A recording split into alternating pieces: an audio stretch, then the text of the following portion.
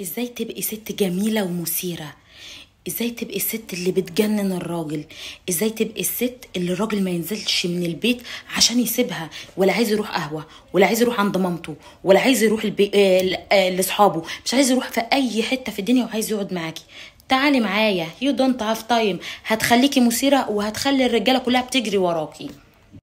رقم واحد يا حبيبة قلبي، هلعب على العنصر الأساسي والرئيسي، خصوصا لو أنا متجوزة. قبل ما أبدأ الكلام، الأحمر على الأسد بيمنع الحسد، انتوا عارفين طبعا.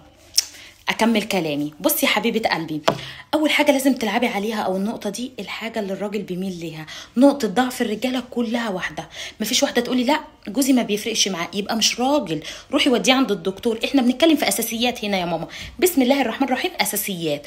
نقطة الضعف بتاعته هنلعب عليها. رقم واحد، لازم تشبعي رغبات الراجل او جوزك كامله مكمله. طب يا امان انا مخطوبه ومرتبطه، اشبعه ازاي يا اختي؟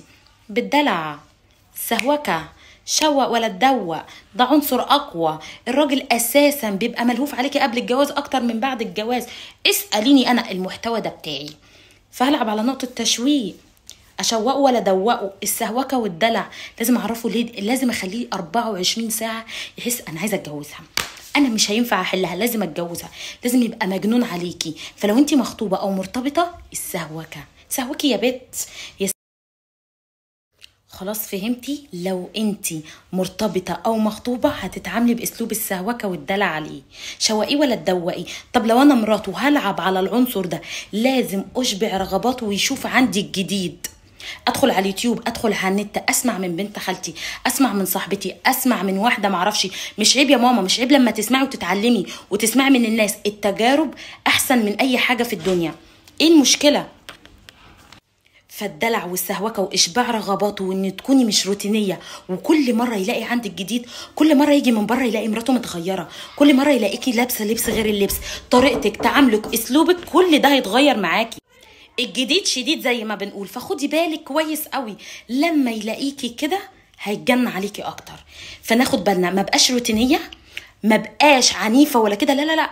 صوتك ده توطيه، انا عايزاكي هاديه وعاقله. شعرك ده كل يوم تغيريه، لبسك تغيريه، شكلك، مكياجك، حطي لينسز يا بت، مش عيب، اصرفي على نفسك.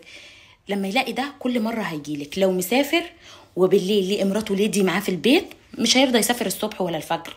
لو عايز ينزل القهوه ولقيكي في البيت جامده، مش هينزل القهوه، هو مش هيرضى، هو مش هيرضى. انا بقى طالعه اخليه يقعد لك. السهوكه والدلع، اشباع رغباته، الصوت الواطي، التغيير في شكلك، ما تبقيش روتينيه. العناصر دي هتخليكي ست ليدي مثيره جذابه، الراجل خاتم في صباعك. ادعي لي بقى، ادعي لي.